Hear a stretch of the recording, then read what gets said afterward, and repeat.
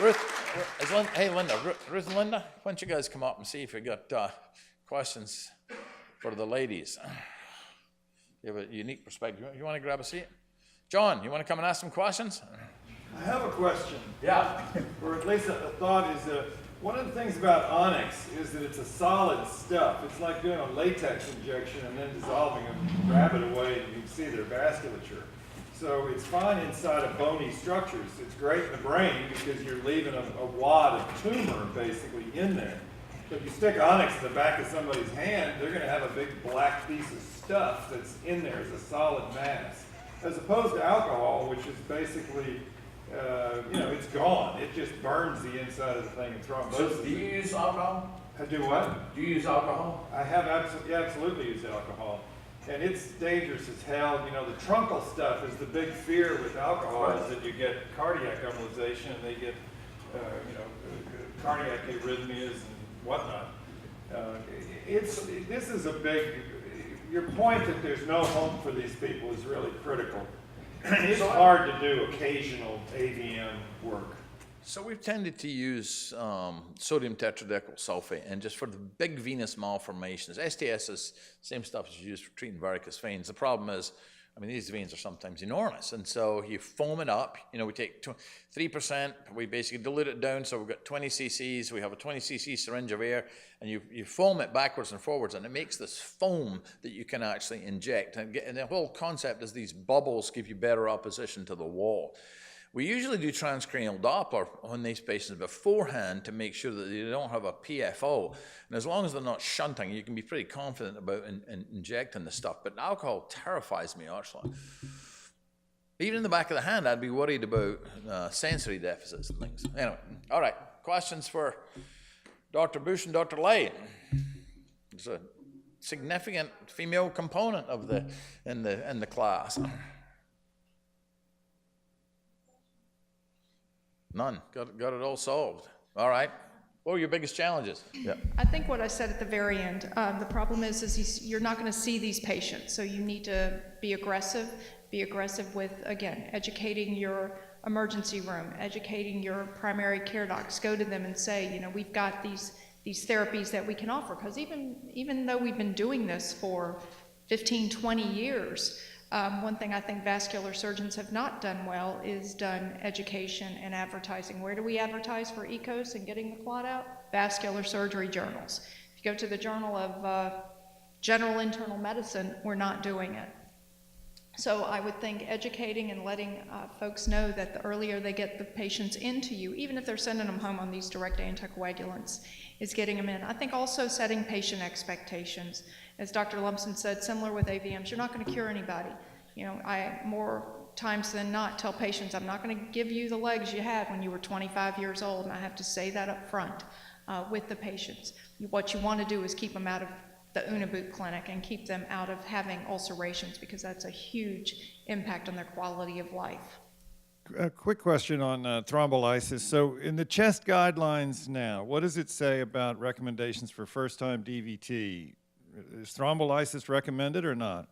Thrombolysis is recommended for patients who are symptomatic with more proximal deep venous thrombosis, who are good risk.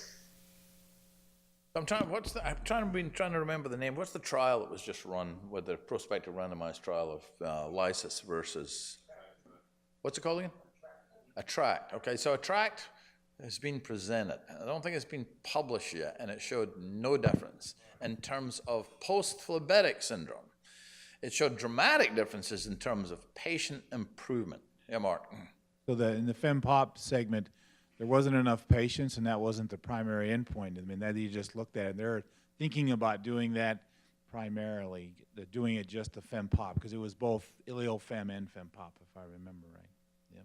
So the concern is that as soon as this data gets popularized, there may be a movement against this. Now, again, this was run, when you start getting vascular medicine people involved in it, they're looking at it a little bit differently. Yeah. So a question to Linda. So Linda, you didn't do any of the pulmonary angiography stuff until you came to Houston. What's your recommendation for fellows here who may not have this, but then want to use this and make sure it's a marketing skill set that they have? How would you, if you went back to Ochsner, what would you tell your people there, your mentors there, about getting you involved before you get sort of slammed at Houston?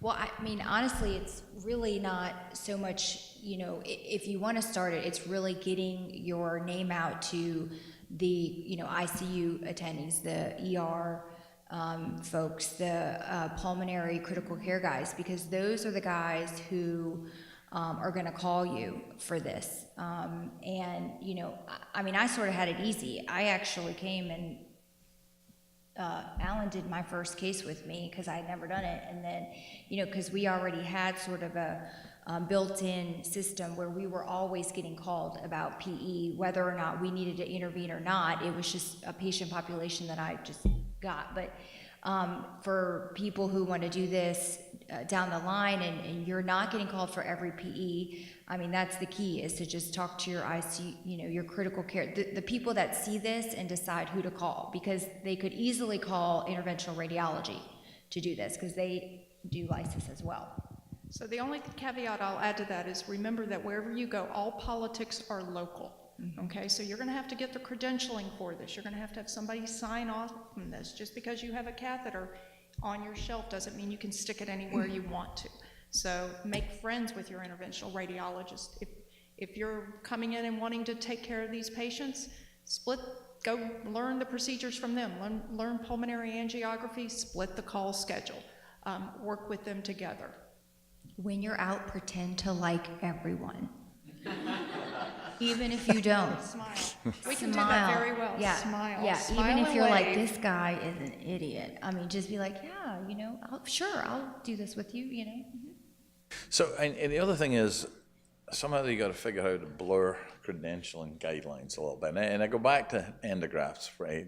Bruce aware of this at the VA. I mean, we didn't know anything about endovascular procedures, okay? And so all of a sudden, along comes the Ancure endograph, which I submit is probably the most complicated damn endovascular device ever invented. But it was a great device. Pardon? It was a great device, but it's very complicated, being implanted by the most inexperienced people in the world who didn't know anything about imaging or, and it was like the night before you'd lay awake wondering if you're going to get through this. And, you know, Guidant at that time demanded that a team get trained as a radiologist and a surgeon.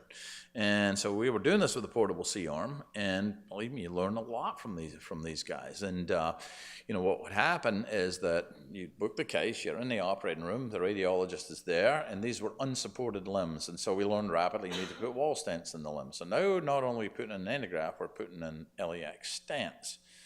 And so one day the radiologist couldn't come. There was never any because he was out of town. Well, the case just kind of moved forward. Had we just booked an endograft with bilateral wall stents, we would never have gotten there. And so you kind of, if you start working with people, you know, and they're around, I'm not saying exclude them, but, you know, it's how you blur these margins. The reason we got involved in doing pulmonary interventions is because we had a lung transplant program. And we had a series of pulmonary artery stenoses. And, you know, the transplant surgeons worked for us. They came to us and said, can you put stents in this one? We've never actually done that, but we're really enthusiastic. And next thing we're putting wall stents basically in the PA. And, you know, and then along comes arterial venous malformation. They're all over the place. Pulmonary AVM is one of the sweetest things to treat because you often do cure those young folks. And so you start getting experience in a vascular bed that you don't necessarily have had experience with it, but you got to do it in a controlled fashion where you're not generating a whole bunch of complications. But we don't really want to be doing the hemoptysis stuff in the middle of the night and having to figure out bronchial arteries. So, you know, be careful. When Ruth was at the VA, we had the opportunity to take over the entire interventional radiology practice, and it was like, we're going to do this. Well, that was a terrible mistake because you do not want to be in there draining gallbladders and sticking needles and putting in nephrostomy tubes. John's going to tell me I'm wrong about this too. You want to do the nephrostomy tube? No. In fact, I was just thinking how impossible, if I were a fellow sitting in this audience thinking that we're going to do carotid stents on Monday, thoracoabdominal aneurysm on Tuesday, AVM injection with Onyx on Wednesday, a DVT thrombolysis on Thursday, pulmonary embolectomy on Friday. Vascular surgeon. It's unbelievable Yeah. what you're trying to ask people to even begin to master. And I don't think you should. You can't do all of these things as a vascular surgeon. Just because we kind of consider it kind of in our specialty, you've got to specialize in a way within our own thing. You can't do 2 AVMs a year. You can't do 2 thoracoabdominal aneurysms a year. You can't, it's just not good care. And you all have to be selective in what you're going to be willing to learn. I wanted to ask a question about, what do you tell somebody their risk of an intracranial hemorrhage is when you do DVT thrombolysis? Or do you tell them, and should you tell them? Well, you know, one of the letters after my name now is a JD, so I would say yes, you do tell them. You know, but I also tell patients, John, that, you know, my crystal ball stopped working a long time ago. Yeah. And if it happens to them, it's 100%. The risks are very low. What is that exactly? You know, it's, if someone who's never had a CAT scan of their head, you don't know if they've got a baryaneurysm, you don't know anything. You know, 1%, 2%, it's probably less than that, but it's something real. That's a number they can Have you ever seen it? hang on to. No, actually, I've never had one. Knock on. For venous laminate. thrombolysis, no, but I had one last year in Greenville, and it's a pretty dramatic event when somebody has a big cerebellar hemorrhage that's just out of the blue. This woman got salvaged by a neurosurgeon and went in skull base, but it is the big reason why people sort of go, would you rather have a swollen leg or bleed into your head? Right. And it's a tough decision, you know, young, healthy, no apparent contraindication. As you say, if you don't CAT scan everybody, you don't really know. You don't know, and you've got to ask your But patients. you ought Do you to have say it. diabetes? You might have retinopathy. That's a risk factor. They can bleed from those little, you know, vessels in their eyeballs that may have never even been looked at. It's a big risk. The only intracranial bleed I will say that I've ever had, you know, since we're in confession right now, is actually on IV heparin. Standard dose IV heparin. Cool. So when it happens, and it is very dramatic, and the patient ends up with a craniotomy. Yes, so to me, the single biggest limitation of interventions and for DVT, big-time DVT and pulmonary emboli is lysis.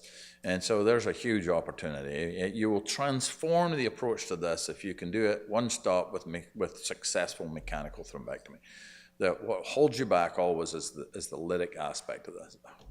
Because you kind of get lulled into this. Most of this time it goes fine, and then all of a sudden you get a call from the ICU, your patient's comatose, and they've got an intracranial hemorrhage. And the fact that yours was salvaged, John, is remarkable. This is usually a dead patient, actually. Okay, on that an uplifting note, you know, we'll see you upstairs.